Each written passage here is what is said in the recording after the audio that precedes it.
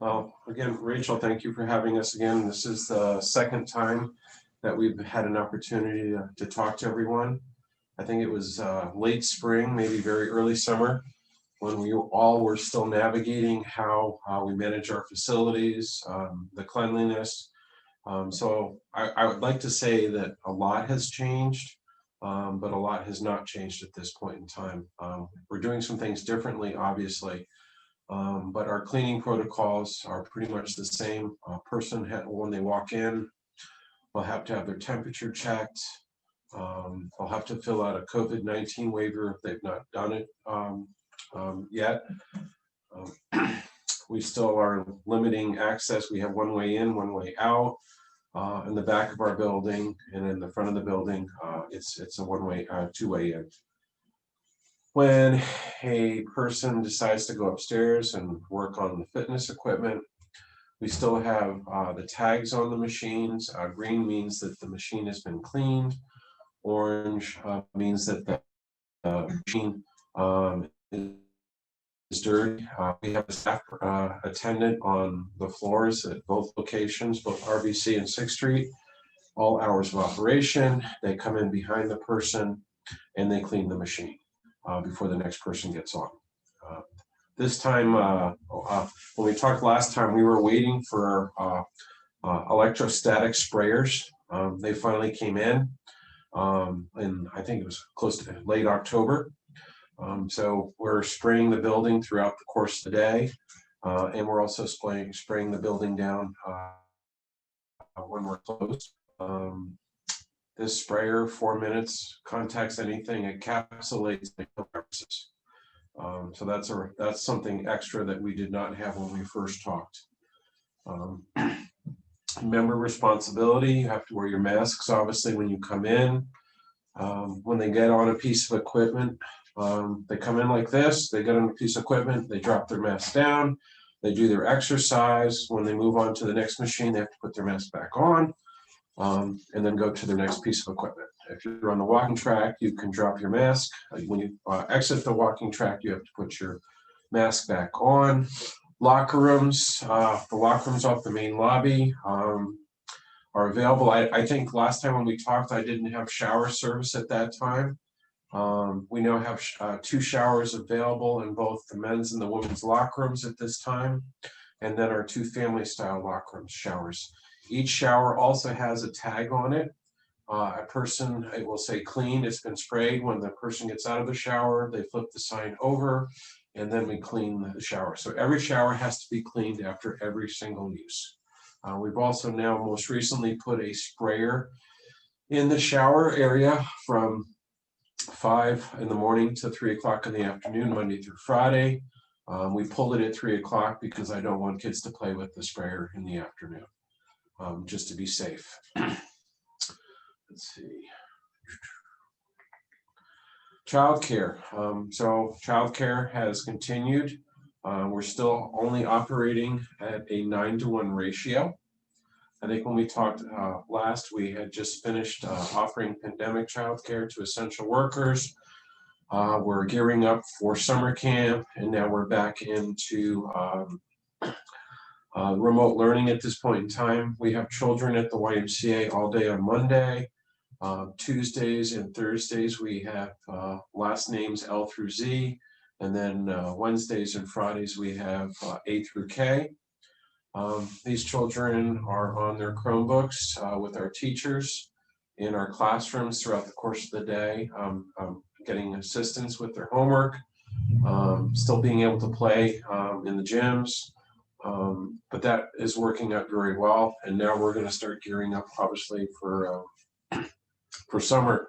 We also did receive a grant in December for $20,000, and we're in the process of interviewing a part-time teacher, a certified teacher that is also going to join our staff for the remainder of the school year to assist children with their homework. A little bit higher level than the credentials I have for most of our staff, so this is going to be very helpful to the kids. Swim team.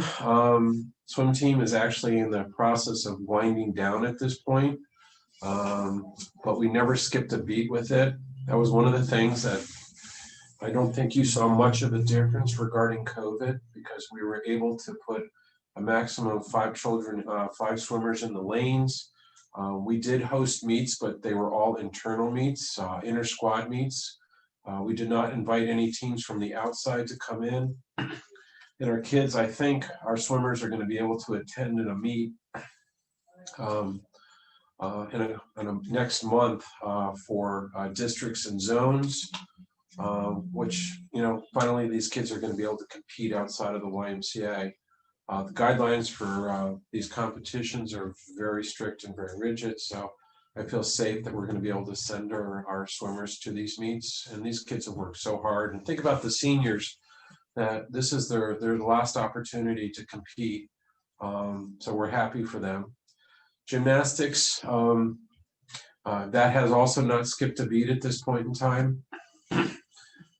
We're not hosting meets, we're not attending any meets, and we've done a lot of inter squads. We were to have a meet this past weekend. All the judges came down with COVID, and the meet had to be canceled. So that was unfortunate. But this is still a very active virus at this point in time. I don't know if there's really much difference between where we were last year, where we are today. We probably see this thing continuing well into the fall at this point in time, as the vaccines are slowly dispersed throughout the state. And then I talked briefly about the mass donation. So Andrea, if you want to send that out again, I would love to be able to help anybody that needs them. Definitely. Are there any questions for me regarding safety procedures, protocols from anybody that I can answer that I didn't discuss or cover? The most important thing that we want is we want our members to be able to come to the YMCA, our guests to come to the YMCA and feel comfortable. And we still have a lot of memberships that are on hold because people still don't feel comfortable. But we are, and Cole will talk about membership in a few seconds. We're happy we're open. And that's a blessing. And we're working very hard to give the members that come into our facilities at this point in time a safe, healthy, and happy environment. And that's what I have. I don't know if there's any questions for me. Fire away. I have a question about the remote learning. If someone wanted to do that, do they have to have a Y membership, or do they just, is it like a childcare kind of cost, or what's that look like? It's the childcare program. Okay. So these are kids that actually register for our, what was deemed before an after-school care, is now called YMCA Academy. And we're asking for full-time commitment Monday through Friday. We're still providing transportation to and from schools. But if a child needs to be in a place where they need assistance with their homework, we have that ability to do that and do it at a high level. Okay, that's cool. I didn't realize that you guys, I knew that people could come in and do remote learning, but the opportunity of having a teacher, like an actual teacher, that's amazing, because my 7-year-old needs lots of help with math and reading. He's in 1st grade, and it's some things I don't know. So that's awesome that you're offering that to the community. So thank you for that. So, I'll give you the scenario and think about this for a second. 9 kindergartners in a room, all on their Chromebooks, all needing help at the same time. Go. Sounds like my house, only one, but it feels, yeah. It's difficult, but I mean, think about the remote learning for the teachers also. It's the same thing. I mean, they might have their class in front of them and there's 15 or 20 kids, and these kids aren't getting the help. It's going to be different. I don't know if, I know that the governor talked about trying to get all the kids back into school, I think by March 1st. I don't know if that's something we're going to do here, or we're just going to continue with the blended program, but I think that's probably how we'll end the year, and hopefully by the fall. I don't live in Fairfield County. I live in Perry County, and my kids have been in school the whole time. Our school district's been in person, and I'm very grateful for that. Oh, I applaud that. That's awesome. Anything, at this point, I'll turn it over to Cole. Okay, so on to membership. Like Howard had said, we have a lot of members currently on hold. We've seen some terminate. Usage has been steady, flat but steady. And we're finally starting to see members come back, which is nice to see. We haven't seen them in, since before March, and they're coming back. So it's good to see them, and good to finally start talking to them again. We're starting to see some more joins too, which is nice. We're seeing a lot of online joins. We're currently participating in a statewide membership campaign, and that's called Supporting You Safely. So through January, we are waiving the $50 joiner fee. And, the goal of the promotion is to engage the community and bring them in and let them see what we're doing and how we're keeping people safe. We've also released a program called Better Together. So that is a member referral program, and members can save 20% a month. So if you refer a friend, you'll get the 20%, and your friend will get the 20% as well. So some good opportunities to save some money. You'll save, if you join in January, you'll save the $50 to sign up, and then you have the chance to save 20% if you refer a friend. It's just a good opportunity to start your year off right and start fresh, and turn the page on 2020. Okay, so we also have a program called Open Doors, and we understand the impact that COVID has had on families and other households. So this is a financial assistance program, and it's based on your income. So you'll apply at the front desk, and you'll turn in any financial documentation that you have. So that will come to me, and I'll process that and then approve you for a discount if you're eligible.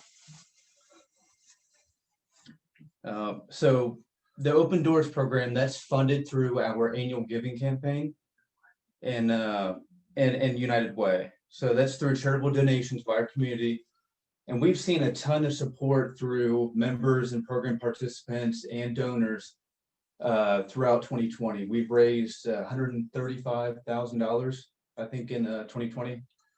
So those funds go directly back into the community and help those in need with the Open Doors program. So if you're interested in the why, come in, see the building. We'll give you a building tour, see what we have to offer, how we're keeping people safe.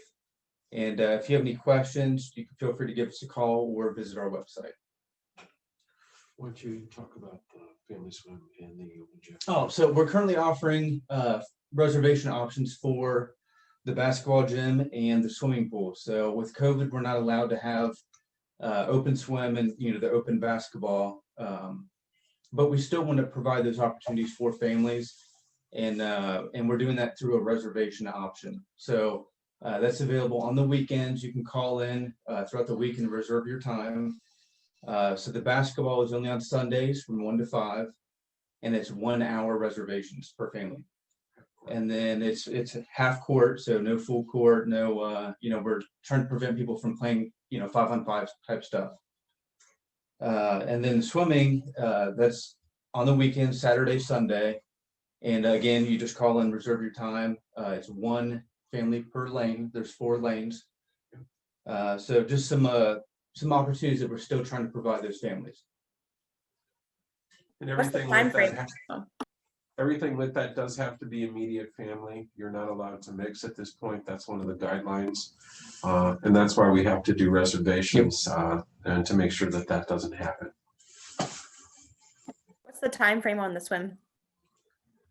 It's building hours. So Saturday, it is 7 to 5.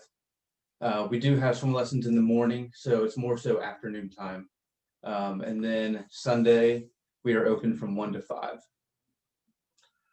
Just call the front desk, say that you're interested in family swim or open gym time. They will let you know what's available on the schedule and the hours and the times available.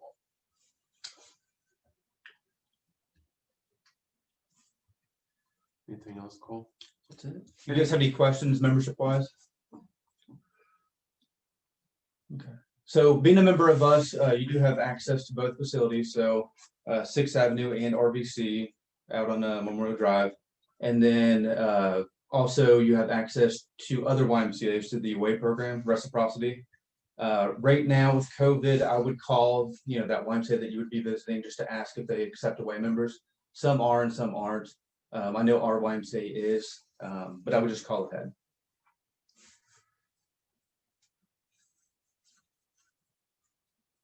That's it. All right, any questions for Cole? If not, we'll turn it over to Susie. No questions? You guys are taking it easy on him. Good morning. So again, I'm Susie. I'm the Senior Wellness Director. So basically what I oversee are all things wellness. So the 2 fitness floors that we have, the group exercise classes, and our personal training. So Howard touched a little bit on our wellness centers, what that looks like right now. Basically we have a wellness attendant on the floor at all times, just to make sure, number one, that we're keeping equipment sanitized as members are using it. And also making sure that people are following the guidelines. There's some member responsibility there as far as wearing masks and, maintaining social distancing and all those good things. So that's what our wellness attendant does at both facilities.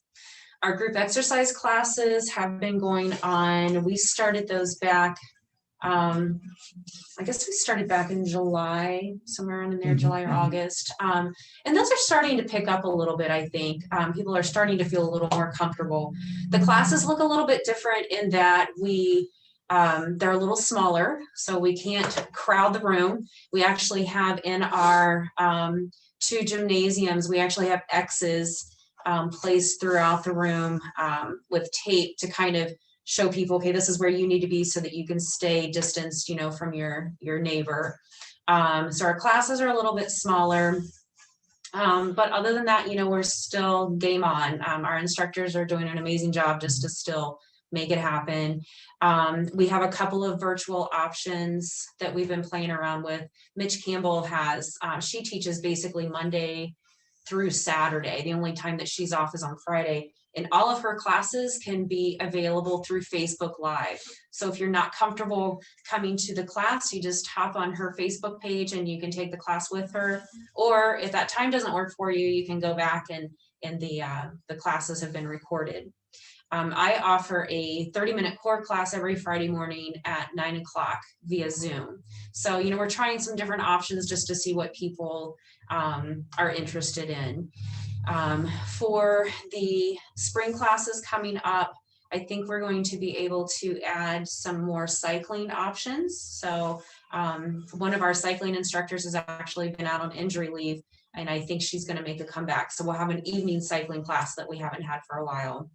I wanted to talk a little bit about our active older adult classes and our chronic disease prevention classes. Those are just going like wildfire right now. So we have 4 silver sneakers classes that we're offering right now, just because of needing to share space here at 6th Avenue with the kiddo. All of our silver sneakers classes to be working out well. So we have anywhere from a silver sneakers classic, which is kind of what I would consider your beginner class, all the way up to circuit. So, we have a lot of opportunity there, as well as yoga. We also have some chronic disease prevention classes that are really starting to pick up. We have a class specifically for people with Parkinson's disease, where we work on motor skills, their cardiovascular system, strength, balance, stability, those kinds of things. That week, we have a class that's specifically, it's an exercise class specific for people with arthritis. That's called Enhanced Fitness. And that meets at the River Valley campus 3 times a week. We will probably in the spring be starting back up our Live Strong program, which is for cancer survivors. That's an important component. We haven't done it for a while because, we wanted to make sure that we could do it safely. And I think that we're going to be able to do that. Probably our biggest excitement that we have going on right now is we have a cornhole group. So we had a group that approached us at River Valley campus and said, we have this whole group of people, and we have our own boards, we have our own bags, we just need a space. So we were like, why not? So they come in, I believe they're coming in 2, sometimes 3 times a week to play cornhole. Are looking for additional players. So you have to kind of see where you are at. But if that's something, you know somebody's interested in, just have them call in and we can give them specifics. Our other big exciting news that we finally have some new personal trainers on staff. So that, that program's kind of been flat for a while, and we're able to, I think we're going to be able to revamp that. So we have one personal trainer that just came staff that's specifically working on a class weights. So it's just getting women there in that free weight room, that free weight area, getting them comfortable with that area and showing them how strength training can benefit specifically women. We have Emily, who's been on staff for a while, that just recently completed her personal training certification, and she's also a registered dietitian. So that's huge to be able to add that component to fitness, to be able to pair those two things. And then we have one more, Taylor, she's very young, and so she's really kind of reaching out to that younger teenage population, for kids that are interested in learning how to properly exercise and maybe prepare for sports specific activities. So that's basically what's going on in the wellness world. Do you guys have any questions for me?